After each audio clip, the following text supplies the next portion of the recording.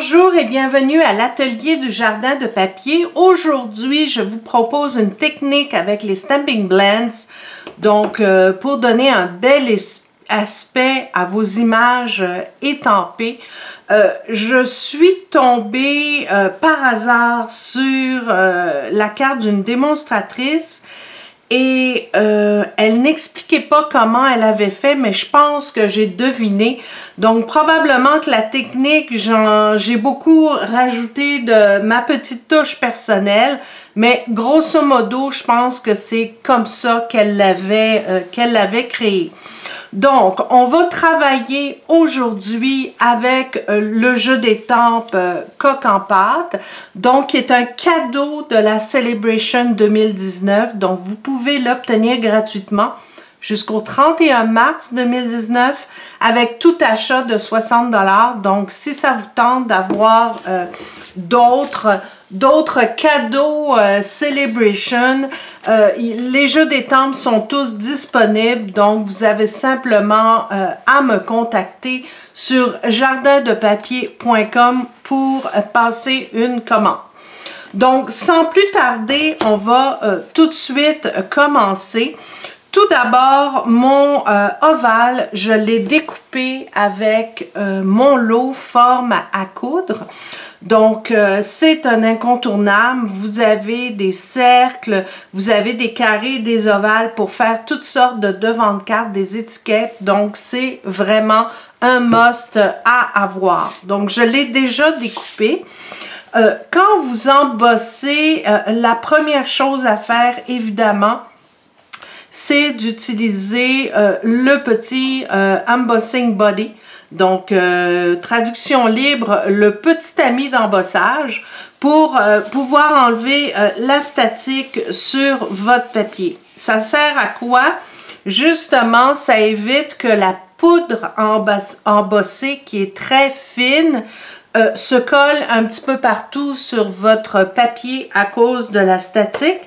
Et ce qui n'est pas très joli, là, c'est pas le top. On veut que la poudre soit uniquement sur notre image étampée, pardon.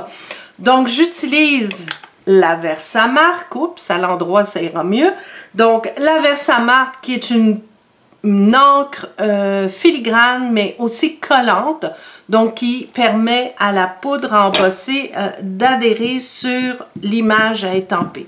Donc j'en mets toujours pas mal, donc vous tapotez pour qu'il y en ait pas mal partout et on va étamper au centre notre coque. J'ai utilisé le tapis Stampin' Pierce de Stampin' Up! Parce que des fois, comme je vous l'ai déjà dit, les tables ne sont pas très droites. Donc, ça permet d'avoir un super étampage. Une fois que c'est fait, on prend notre poudre embossée claire. Donc, la poudre embossée claire de Stampin' Up! Je la mets toujours dans une petite boîte. Je trouve que c'est plus facile à utiliser que d'être obligé de verser ça sur un carton, puis de le reverser dans le pot. Donc, moi, je trouve que c'est plus facile à utiliser de cette façon-là. Donc, vous enlevez l'excédent. Vous pouvez même souffler dessus pour enlever la poudre supplémentaire, mais c'est super beau. Une fois que ça c'est fait, on prend le pistolet chauffant et on le met à la vitesse 2 pour que ça chauffe très bien. Et on y va. On va chauffer notre carton. C'est assez rapide. Vous allez voir, la poudre devient tout de suite bien luisante. Donc, quand l'image devient très brillante, c'est que c'est prêt. Donc, c'est important de le faire au complet parce que sinon, la technique ne va pas fonctionner. Puisque la poudre, si la poudre n'a pas bien fondu et n'adhère pas bien à votre carton, ben, ça va être plutôt difficile d'utiliser les Stampin' Blends par-dessus. Donc là, je pense que c'est bon. On va le repasser une autre fois. Voilà, c'est super beau. Donc, là, on va mieux s'entendre. Ça va être plus facile. Je vais travailler avec ça pour que vous puissiez mieux le voir. Donc, mon image, je vais essayer de me rapprocher pour que vous puissiez voir ma façon de travailler. Donc, mon image, vous le voyez, on le voit en bougeant un peu par brillance. On voit mon coq qui est bien étampé, mais c'est de la poudre embossée, donc c'est vraiment transparent. La merveille de tout ça, c'est qu'on va colorer notre coq avec les Stampin' Blends. Ce qui va se passer, c'est que la partie vide, donc la partie qui est directement sur le carton, va prendre la couleur habituelle des Stampin' Blends, mais vous allez voir que la partie où il y a de l'embossage, ça va être totalement différent. Donc, c'est ça qui est fantastique parce que ça vous permet d'aller chercher des tonalités différentes sans forcer et très facilement. Donc, je vais commencer par mettre du jaune ici. Donc, vous voyez, la partie où il y a l'embossage, ça fait vraiment une partie qui va être totalement protégée. Donc, c'est comme si on avait un masque sur le carton. Donc, on va y aller comme ça. Bon, on peut passer différentes couleurs. Donc là, je vais faire évidemment la petite crête. On va la faire en rouge. Donc, comme ça. Ici. Voilà. Et on peut descendre un petit peu si on veut. On va y aller sur le jaune. Comme ça.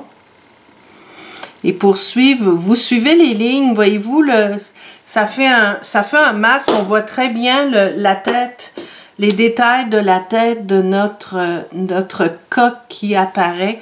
Donc, je vais continuer, je vais mettre un petit peu de orange ici. Donc, moi, j'aime bien, avec les Stampin' Blends, j'aime bien travailler avec la partie pinceau. Je trouve que c'est toujours un petit peu plus facile. Donc, on va le mélanger comme ça. Voyez-vous l'aspect que ça donne? On le voit encore mieux quand c'est plus foncé. Donc, il y a comme un masque qui se crée et qui empêche l'encre du Stampin' Blends d'aller sur la partie qui a été étampée et qui est protégée par l'embossage. Donc, vous pouvez passer plusieurs fois les couleurs par-dessus pour faire un beau mélange. Donc là, ici, je vais mettre un petit peu plus foncé. Comme ceci. Puis pour la partie du coq, donc la partie de la queue, je vais y aller avec du bleu, mais je vais faire en sorte que ça soit très clair pour démarrer. Donc j'y vais avec un piscine party très léger. Vous allez voir l'effet, c'est absolument incroyable. Et en plus, c'est super facile à faire. Donc, même si vous dépassez, c'est pas grave parce qu'on va bien voir l'effet que ça va donner. Puis, on pourrait mettre un petit peu de bleu ici. Donc, vous pouvez, ça va devenir un peu verdâtre. Je vous dirais, mélangez vos couleurs et n'ayez pas peur de jouer avec pour aller chercher toutes sortes de textures. Et là, ce qu'on va faire, c'est qu'on va mettre un petit peu plus foncé. Donc, j'y vais carrément avec du bleu nuit. Mais le bleu nuit, voyez-vous, je vais le faire déborder. Donc, la queue va être comme un panache. Donc, je vais le passer un petit peu partout comme ça. Voilà. Ce qui fait que mon coq va avoir une belle allure. On pourrait aussi mettre une autre tonalité de bleu. Voilà. Donc, je vais y aller avec une autre tonalité. Je peux mettre du bleu nuit un petit peu plus foncé pour aller chercher un peu plus de texture et de contraste. Donc, regardez, c'est absolument superbe. C'est vraiment hyper facile à faire. Regardez, c'est déjà terminé. Donc, pour la partie du bas, je prends du brune dune. Donc, je vais prendre mon brune dune clair que je vais simplement passer dans le bas. Et pour finir, après ça, je vais vous montrer une autre petite technique hyper facile. Donc, on le passe comme ça. Donc, ça, c'est pour mon sol. Et puis, pour éviter que l'étampage soit un petit peu dans le vide, je fais toujours un genre de halo autour de mon étampage. Donc, pour faire ça, vous pouvez prendre du béguin bleu, donc le béguin bleu clair ou le Piscine Party clair aussi. Ça fonctionne très bien. Donc, ce qu'on se fait, c'est que tout doucement, en évitant de toucher aux couleurs qu'on vient de mettre, donc comme surtout le rouge, je vous dirais, c'est un petit peu plus problématique parce que ça risque de se mélanger. Donc, on le passe partout autour de notre étampage ici. Donc, on va jusqu'en bas. Et on va le faire de l'autre côté aussi, juste comme ça. Juste un petit coup. Voilà. Et si vous trouvez que c'est trop voyant, donc trop bien placé, que c'est pas assez flou, ce que je fais, c'est que je prends mon nuanceur et avec le nuanceur, je vais aller diluer ma couleur tout autour en faisant attention de ne pas accrocher le rouge, par exemple, et les couleurs à l'intérieur de notre coque. Donc, on mélange comme ça. Le nuanceur n'efface pas la couleur. Le nuanceur va diluer votre couleur et l'envoyer dans le papier. Donc, c'est pour ça qu'il faut faire attention parce que si vous diluez trop, ben, des fois, ça cause des mauvaises surprises parce que ça se mélange avec d'autres couleurs que vous avez déjà mises. Donc, il faut toujours garder, quand vous l'utilisez, un petit espace pour éviter, voyez-vous, comme je fais ici, j'essaie de rester loin de mon bleu nuit pour éviter que ça se mélange. Donc, vous allez voir la couleur s'en va dans le papier. Si je le tourne, voyez-vous, mon bleu est dilué dans mon papier. Mais une fois que c'est sec, ça fait quelque chose de très doux. Donc, je le dilue encore un petit peu. Voilà. Donc, une fois sec, voyez-vous, voilà ce que ça donne. Donc, oups, voyez-vous, ça donne un beau coq. Je vous dis, c'est hyper facile à faire. Et ça vous demande quelques minutes avec l'embossage à chaud et la poudre à embosser claire et les Stampin' Blends. Donc, vous pouvez faire des tests et le faire avec toutes sortes de couleurs, de mélanges. Vous pouvez repasser du orange sur du jaune et le contraire, ça se fait très bien. Donc, ici, j'avais mis un peu plus d'indigo. J'avais mis quelle couleur? J'ai rajouté ici du baie des Bermudes. Donc, j'ai mis du bleu nuit, du baie des Bermudes, etc. Donc, pour le montage de ma carte, c'est vraiment très simple. J'ai utilisé comme base de carte de l'ocre roussillon.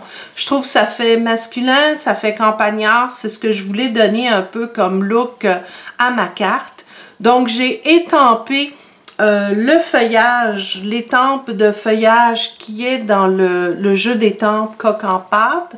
Donc, je l'ai étampé pour créer mon fond et exactement la même technique. Après ça, j'ai mis ma poudre à embosser transparente. Je l'ai chauffée et ça vous fait un beau ton sur ton un peu plus foncé.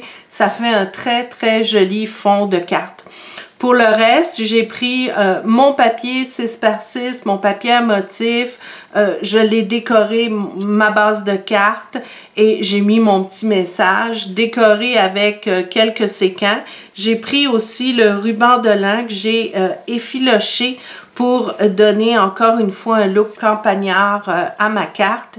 Et voilà, vous avez une carte qui est super facile à faire, mais je vous dirais, avec cette technique-là, ça vaut la peine de l'essayer. Ça vous donne des super beaux résultats. Je vais faire des tests aussi avec des étampes de fleurs pour voir ce que ça donne. Je pense qu'on va pouvoir arriver à avoir quelque chose d'absolument superbe. Donc, merci de votre visite, c'est toujours très apprécié. N'oubliez pas de vous abonner à ma chaîne YouTube, simplement en cliquant ici en bas. Donc, ça vous permet d'avoir en exclusivité, de voir quand mes vidéos sortent. Et pour visiter mon blog, c'est tout simplement ici en haut, cliquez sur la petite icône et vous allez tomber directement sur jardindepapier.com. Donc, merci de votre visite. Encore une fois, ne manquez pas la Celebration 2019 qui va jusqu'au 31 mars. Donc, vous avez aussi jusqu'au 31 mars si vous décidez de devenir démonstratrice dans mon équipe et de pouvoir profiter de tous les avantages d'une démo. N'hésitez pas à me contacter, jardindepapier.com. Merci de votre visite et à très bientôt. Bonne création!